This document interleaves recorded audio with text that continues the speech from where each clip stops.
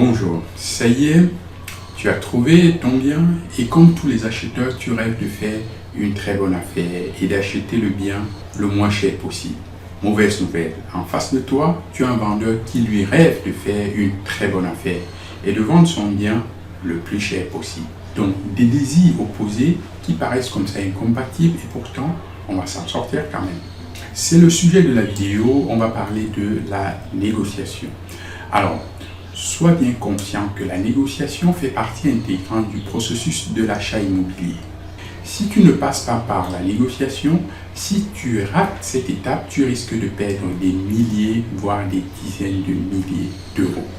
Donc, aujourd'hui, on va voir ce que tu dois absolument appliquer pour réussir ta négociation. Première étape, et ça c'est indispensable, il va falloir fixer tes limites. Alors pour fixer tes limites, il faut absolument que tu connaisses le prix du marché. Donc avec le prix du marché, tu sais que le prix du bien normal, tu sais quel est le prix du bien normal, tel que tu devrais l'acheter.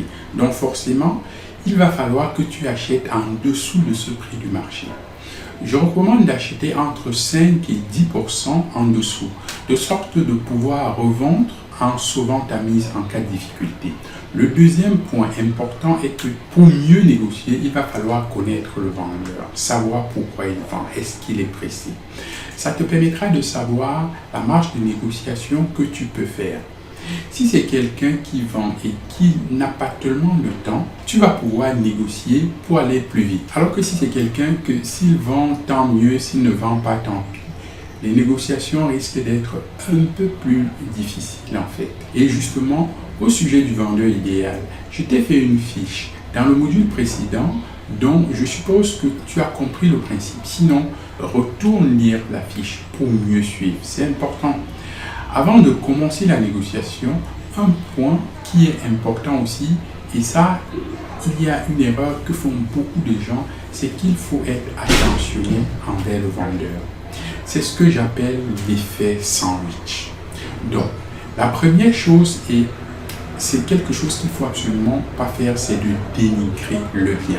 Il y a beaucoup de personnes qui pensent qu'ils vont comme ça justifier la baisse du prix en disant que votre bien, ouais, il est moche, il n'est pas clair, il est mal situé à ce moment-là. Mais pourquoi tu l'achètes alors? Donc, il ne faut surtout pas dénigrer le bien. Au contraire, il faut utiliser ce que j'appelle l'effet sandwich. Cela consiste à commencer par relever les points forts. L'appartement est bien situé, il est bien éclairé, il y a une belle luminosité, tiens, les fenêtres sont neuves, la rue n'est pas passante. Ça aussi, c'est très bien. La chambre a des fenêtres qui donnent côté cour, donc il n'y a pas de bruit pour dormir. On n'a pas de bruit de la rue. Enfin, voilà, relever tous les points positifs du bien. Ensuite, tu vas voir les aspects négatifs. Tiens, il y a des travaux, sans forcément trop charger les aspects négatifs, mais relever le fait qu'il y a des travaux, que par exemple, dans quelques temps, il peut y avoir la façade à refaire. Trouver comme ça des petits arguments négatifs, mais sans trop insister dessus, et terminer par un argument positif. Et évidemment, dans tout ça, tu dis toujours que le bien t'intéresse, que ça te plaît, mais il y a les fenêtres peut-être à changer, mais qu'il y a peut-être des travaux à faire, mais il faut, même s'il faut refaire la salle de bain, voilà, et ramener les petits points négatifs comme ça et terminer quand même par une note positive en disant ouais, quand même, votre bien, malgré les petits travaux, malgré les gros travaux, il est bien situé, il est clair. Reprends même ce que tu as déjà dit avant, qui va justifier le fait que malgré ces points négatifs, tu vas lui faire une offre.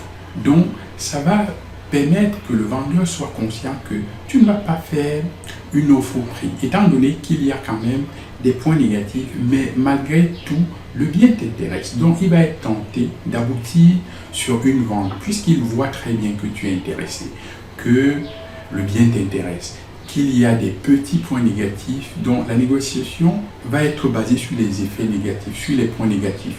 Donc, c'est ce que j'appelle l'effet sandwich. Donc, du positif, du négatif, et puis terminer par du positif, qui va justifier le fait de faire une offre. Alors, dans ton offre justement, l'idéal c'est que ce soit le vendeur qui te fasse une première offre, qui te donne en fait son prix bas. Donc pour ça, il va falloir faire ce que j'appelle provoquer le vendeur. C'est-à-dire qu'il va falloir attaquer tout de suite avec un prix vraiment très bas, sachant très pertinemment que ce prix va être refusé. Si tu as par exemple un bien à 100 000 euros, propose du 50 000 ou 60 000 euros, le vendeur, il ne va quand même pas te brader son bien, il ne va pas te vendre le bien à moitié prix. Il ne faut pas arriver quand même si des fois dans les cas exceptionnels ça peut arriver. Donc tapez vraiment un prix très bas.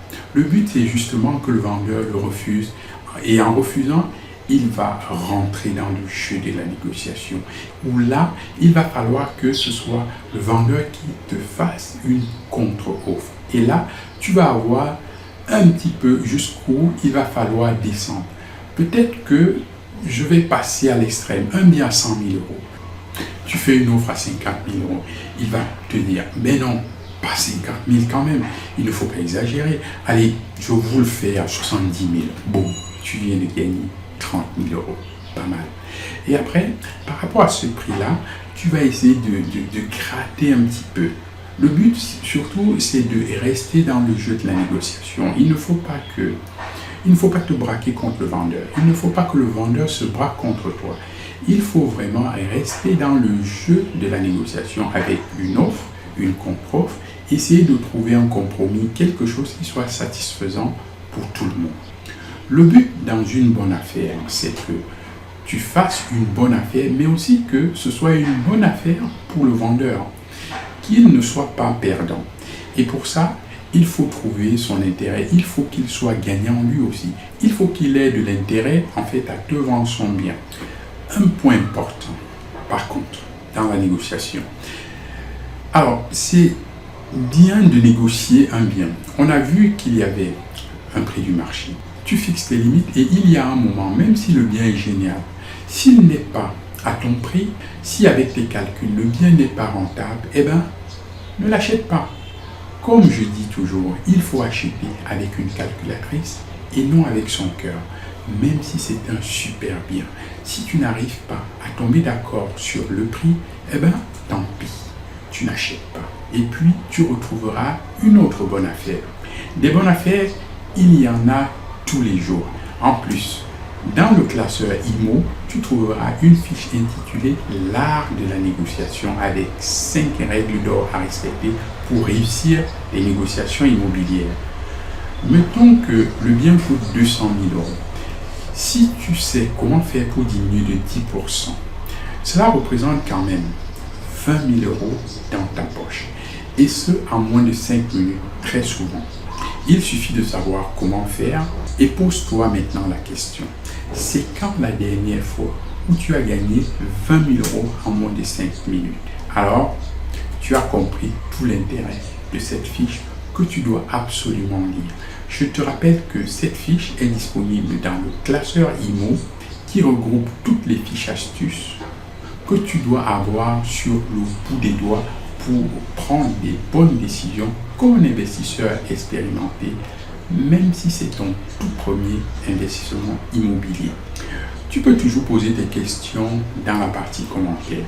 À très vite dans la prochaine vidéo où nous verrons comment financer le bien que tu viens d'acheter en dessous du prix du marché.